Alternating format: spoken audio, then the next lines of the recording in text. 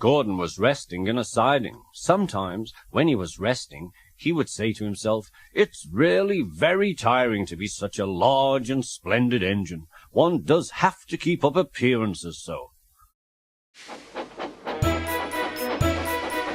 "Peep, peep, peep, peep! Hello, fatface!" whistled Henry. "What a cheek!" he spluttered. "That Henry is getting too big for his wheels. Fancy speaking to me like that. Me, who has never had an accident."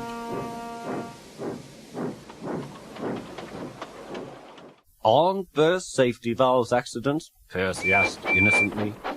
"No, indeed. High spirits might happen to any engine," replied Gordon huffily.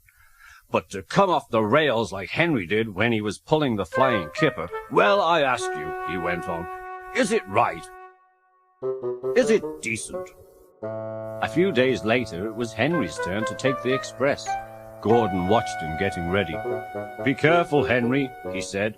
"You're not pulling the flying kipper now. Mind you keep on the rails today."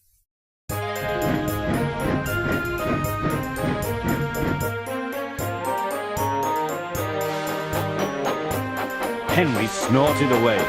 Gordon yawned and went to sleep. But he didn't sleep for very long. "Wake up, Gordon," said his driver. "A special train is coming in, and we're to pull it." "Is it coaches or trucks?" "Trucks," said his driver. "Trucks," said Gordon crossly. "Huh!" His fire was slow to start and wouldn't burn. They couldn't wait, so Edward was called to help Gordon to the turntable. I won't go, grumbled Gordon.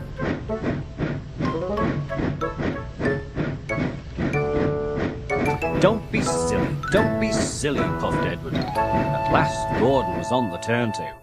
Edward was uncoupled and he backed away. The movement had shaken Gordon's fire so that it was soon burning nicely. Gordon was cross and he didn't care what he did.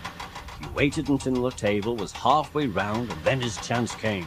I'll show them, he hissed. He moved slowly forward to jam the turntable. He couldn't stop himself and settled in a ditch. Whoosh! He hissed. Get me out, he called. Not a hope, said his driver. You're stuck, you silly great engine. Don't you understand that? They telephoned the Fact Controller. So, Gordon didn't want to take the special train of trucks and ran into a ditch, he answered from his office. What's that you say? The special's waiting? Tell Edward to take it, please. And Gordon? Oh, leave him where he is. We haven't time to bother with him now. Over on the other side, some little boys were chattering. Coo, they called. Doesn't he look silly? They'll never get him out. Then the boys began to sing. Silly old Gordon fell in a ditch, fell in a ditch, fell in a ditch. Silly old Gordon fell in a ditch, all on a Monday morning. Gordon lay in the ditch all day. Oh dear, he thought, I shall never get out. But that evening the men brought floodlights.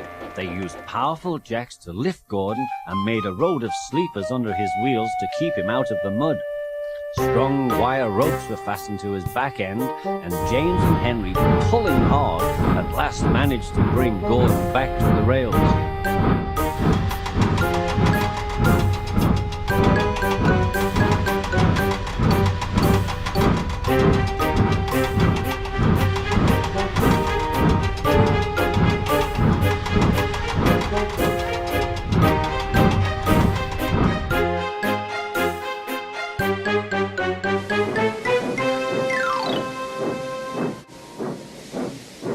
Late that night, Gordon crawled home, a sadder and wiser engine.